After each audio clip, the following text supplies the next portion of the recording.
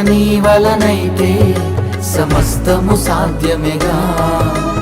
చితికిన నీ స్థితిలో చిరునవ్వుతో నింపునుగా. నమ్ముట నీ వలనైతే సమస్తము సాధ్యమేగా. చితికిన నీ స్థితిలో చిరునవ్వుతో నింపునుగా. మాట ఇచ్చిన దేవుడు నిన్ను మరచిపోవునా?